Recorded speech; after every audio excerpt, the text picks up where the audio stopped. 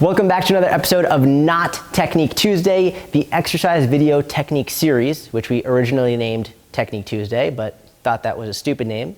Didn't know what to call it, so now it's Not Technique Tuesday, in which every Tuesday we post a new video analyzing technique so you can get better, use the right muscles, get more defined, not get hurt, da-da-da-da-da. Now, last week we did the squat and how to get deeper in the squat if you have trouble getting deeper.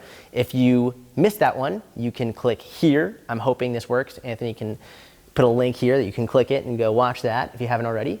This week we're talking about how to squat if squats hurt your knees. I'm going to give you 4 different options if squats hurt your knees to make sure that you're able to squat without knee pain so you can get stronger glutes, get stronger quads, have a stronger squat, and be pain-free. Before we dive into the 4 different options, I do want to say this isn't going to work for everybody. Sometimes people have knee pain that's totally unrelated to squatting. So I want to make sure you know this isn't geared to solving your knee pain. It's more towards if you're squatting incorrectly or if squats are unnecessarily causing you knee pain, this is going to help you move around that.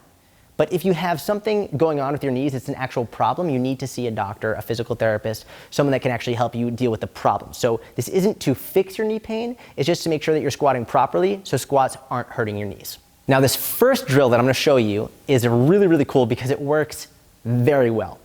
And when I say it, a lot of people are surprised.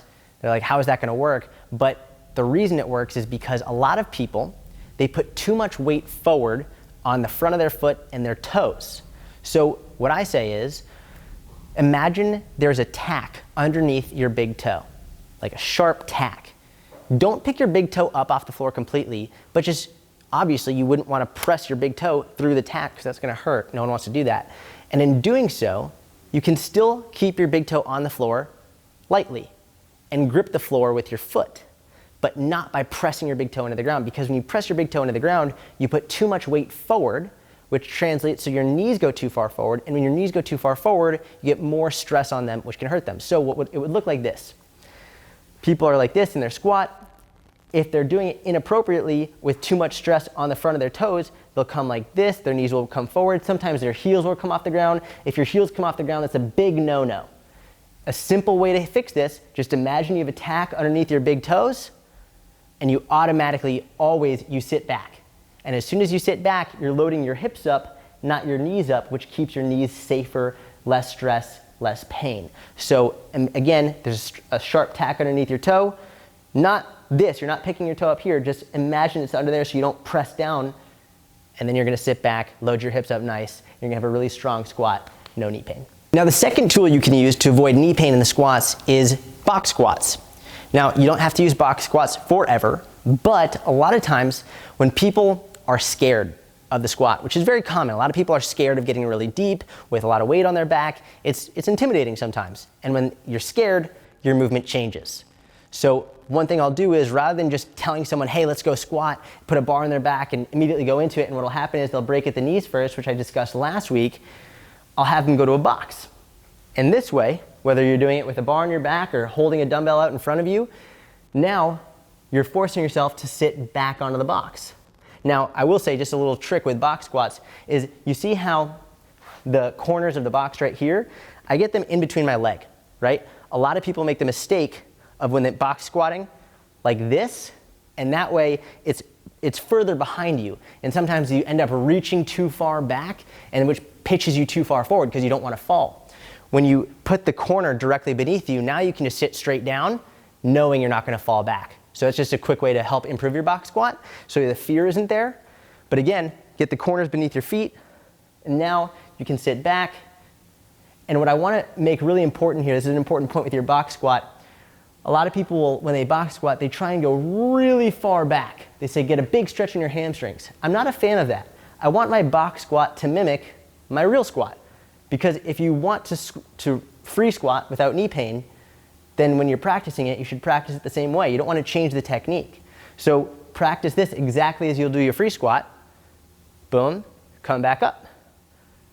Boom, come back up. Now, also you'll notice I'm using these pads, right? And what's cool about these pads is as you get better, cool, no problem, take it off.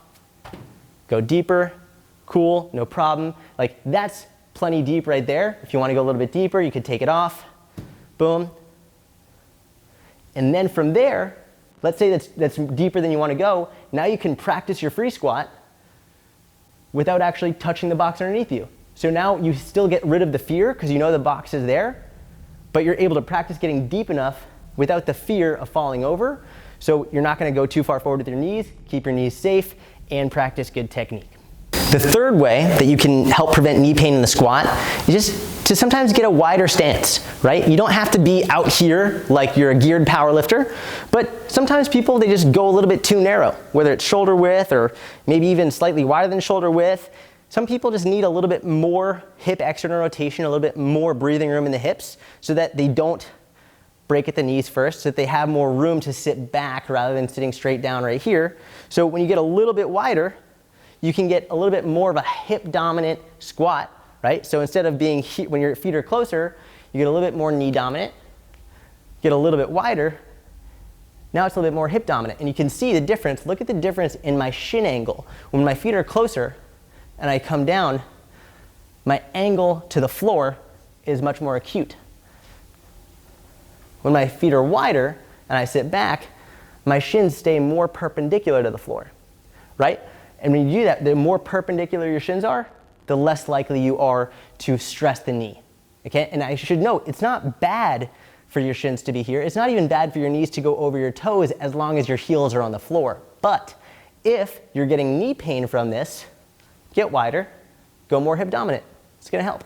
Now for the last one, the dogmatic hardcore powerlifters are gonna get really pissed when I say this, but if you try everything I just said and you find some other articles on the internet, more things to try, and nothing works, squats just always hurt your knees, don't squat. Simple as that. You don't have to squat. A lot of lifters who are really dogmatic and saying, squat, you have to squat, squat or die, squat ass to grass, blah, blah, blah, blah, blah. Like, that's great if they want to do that and they don't have pain with it, or they push through pain and like whatever, that's cool for them. Fuck that if squats hurt your knees. If you're doing everything and they keep hurting, don't squat, right? There's no bad exercise. There's only wrong exercises for certain people at certain times. And maybe the squat isn't for you right now. Maybe you can get more mobility, maybe you can fix what's going on with your knees, maybe your hips, your hamstrings, whatever, build up to it. Maybe never. That's okay. You can do lunges, you can do Bulgarian split squats, you can do step ups, you can do so many exercises. If you can't do a squat, not a big deal. There's many other options. And anyone who says that if you're not squatting, you're not a lifter, fuck them.